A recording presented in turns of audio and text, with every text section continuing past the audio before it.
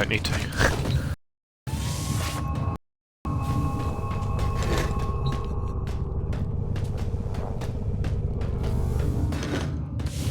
Well, supposedly the thing they're going to do different is everyone else hasn't. They've just grabbed what is there and then they've worked on it, or some ideas that also like the thing they added in, this podcast company added in, which is an American company again.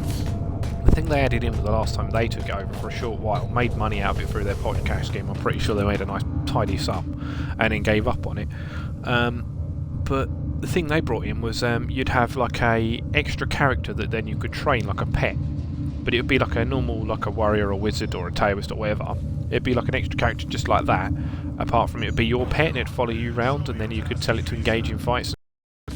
Which kind of threw the game completely out the window. Because then instead of people actually needing taoists to keep themselves alive, just half the people just brought their pets with them. And then it kind of kicked the taoist in the arse. It's just like, oh sorry, don't need a taoist in this team fight. It's just like, wow. So it kind of, I don't know, shit over the game mechanics really, the same as the Assassin did.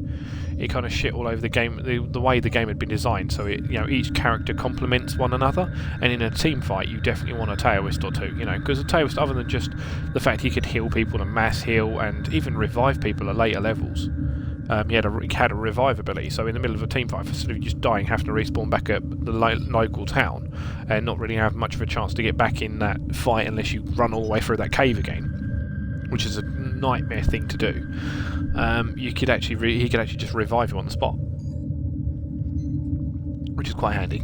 But on top of all of that as well, like Taoist had poisons as well, so he could actually do a red poison, which would be a debuff to all of the defences of the for the creature you was fighting, as well as then a green poison, which is obviously pretty self-explanatory, which actually damages over time. But yep.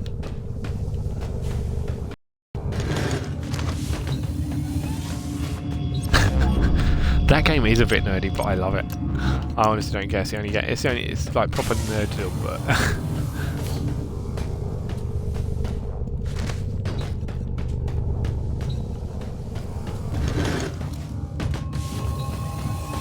people would look at me and be confused, no doubt. It's like, what? Why do you know this?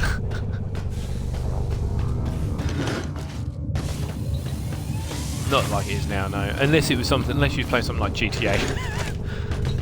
Oh, that's how old it is. There you go. That's how long ago it was. It was in the region of when GTA 3 came out.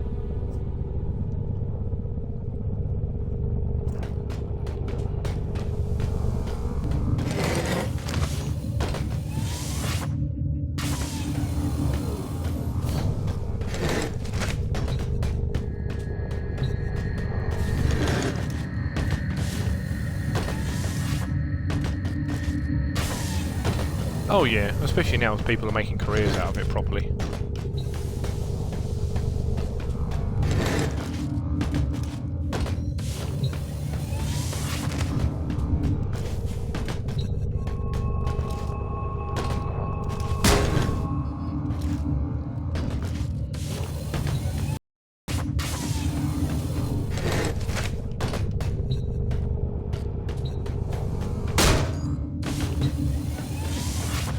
Oh yeah, I've actually got one bloke that streams StarCraft 2 just for the sake of it. I thought I'd check it out a little bit. Although it's just like other games like that sort of like Command and Conquer, basically. A few more mechanics, like what Command and Conquer could have been if they'd have carried on. In my opinion, if they'd have carried on and then added some new features and added some new different characters to the game, they could have honestly been the same stat, but they decided to just shit on it. And then piss off all their loyal players. I'm not very good at them, but I enjoy them. If I could play them, I enjoy at least watching them. I like the idea of the strategy. Being good at it myself.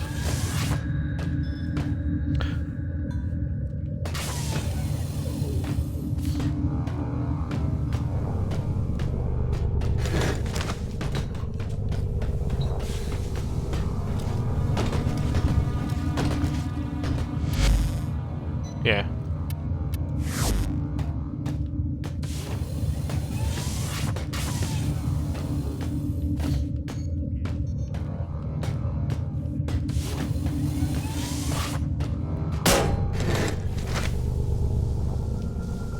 Holy shit, I just glitched myself. Wow. Ah, oh, damn, if that had stayed like that. Oh my god, that was mental. Come up my stream. Yep. Oh my god.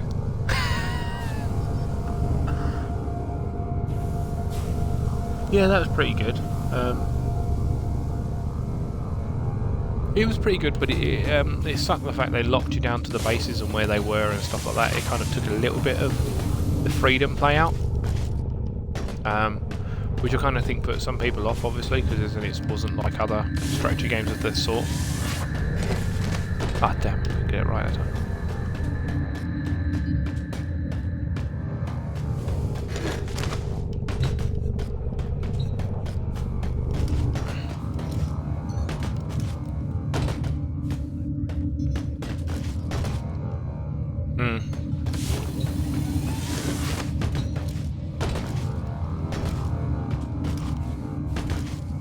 I personally would put, I'd also personally put, where is it? ODST in that same category. For my opinion, it's just such a heap of shit. I mean, it was all right. The mechanics were there. The mechanics were there, but the thing that really, like the way they put the campaign out, the segmenting back and forth, it made me feel sick. It was like being on a roller coaster ride. It really was. It's like, what's this? Fucking 1 minute you're this character, and the next minute you're this character, the next minute you're this. It's like, fuck me, I'm getting a headache from all of this changing. And it's just like, it's daytime when you're playing them characters, it's nighttime when you're playing your own character. But it made it a bit of a nightmare to keep up with. I mean, I did because I'm a Halo fan, so I love my Halos. But it's not the point. They could have done it a lot better than what they did, and it just made it a bit of a nightmare. I mean, it was okay.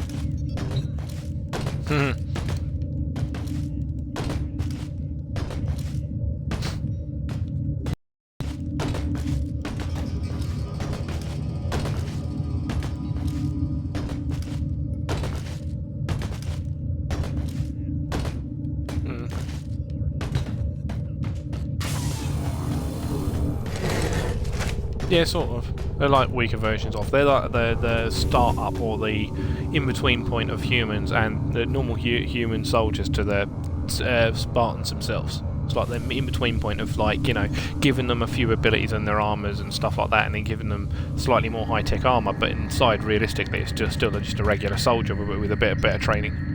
And then, whereas you go to Spartans, they've had the injections, the training since birth, and all the rest of the stuff, and the somewhat suspect stuff where they've been kidnapped at birth.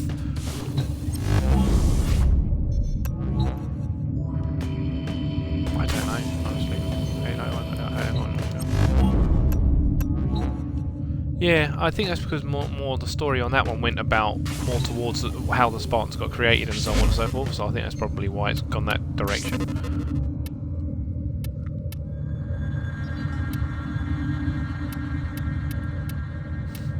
Kind of makes sense in a way, though.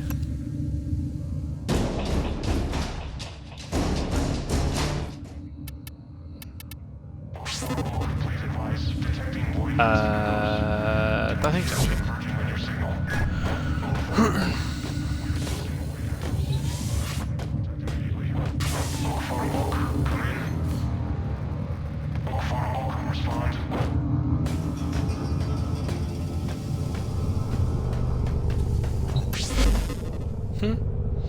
Fair enough.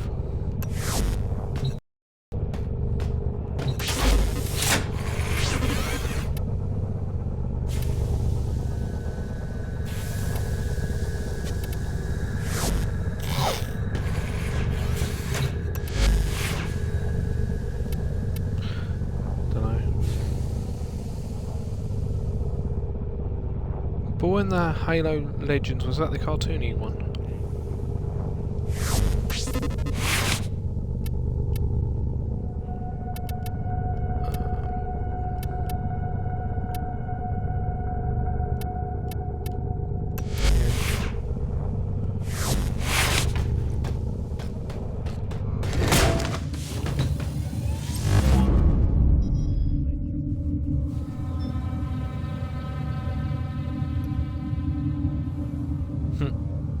Yeah, I mean, talking about Transformers, no one really liked number 3, did they? For some reason. I was going to say, I don't know why, I thought it was alright. Well, the first one was definitely good. I kind of enjoyed the second one, but the third one was a bit, okay, very, very hard to get into, I'd say, because obviously the female character changed. There was a bit like, oh, but that was down to her just being a greedy bitch, though, so... Yeah, she was just greedy bitch, wanting too much money, so I can kind of understand that. But yeah, it kind of broke the story apart a little bit too much, and in the fact, on top of all of that, he's still sitting there searching for a job, and it's just like, oh, fuck's sake, mate. Just take a military job, for fuck's sake. At this point, the military owes you so badly. Just take one in the military, and you get to see Bumblebee all the time. The one that in later on, he's just like, I know you've got all your military stuff, but come on, man, when's some hangout time for me and you? You know what I mean? So he's obviously missing his fucking, you know, his Transformer car. So at the end of the day, why did his character not just go, fuck it, I'll have a job with the military? You know what I mean? Even if it's just a desk job. Fuck's sake, a job's a job, mate. Pull your finger out. Lazy prick. And then he gets to see Bumblebee all the time. Oh, yeah, I don't know. It just seemed a bit silly, really. Like, and then they sort of put it together all like that, and it's, I don't know, mental.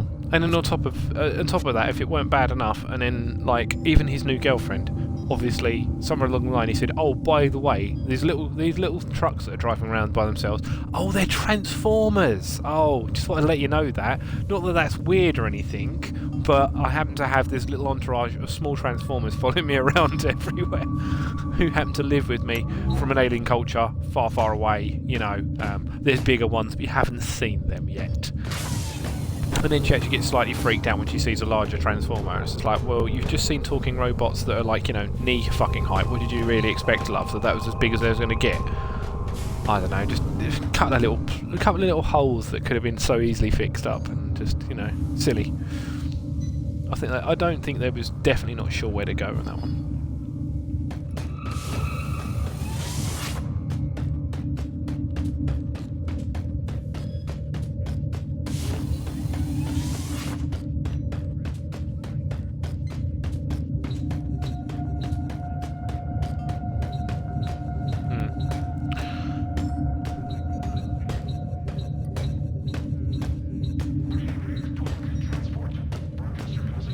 Pardon me. Yeah.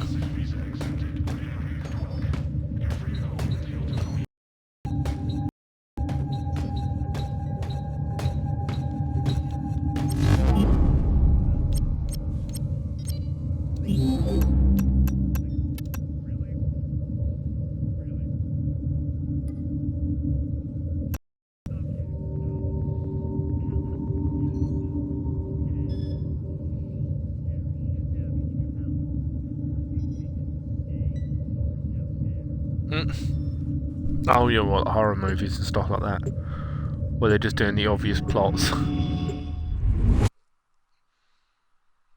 know, it's a bit retarded. It's like the dead obvious. Whoopsie daisy. I did wonder if that'd drag you all in with me, but I was a bit bored, so.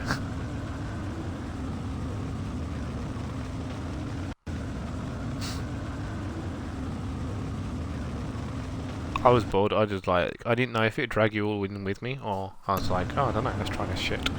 I still got my lower parts for my campaign to complete, so. At least I've actually got far enough though that I don't have to do this solo. Not that it really makes much difference. It's going to be so easy for you guys to do. Darvo's intel suggests that this outpost is host to several rich supply caches. Raid the caches and take what you need.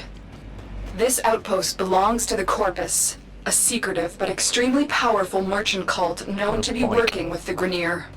Darvo will fill you in. Legions of robots. Is it bad? So my running around on this, I'm just like, my mind's straight away going to Destiny, thinking I wish I could just hop on my bike and get around the place a little bit quicker. Technically this is stealing, but don't let that bother you. Quite bad, the Corpus aren't exactly beacons of moral fortitude. I want it, I really do want it, They sell but anything to anyone.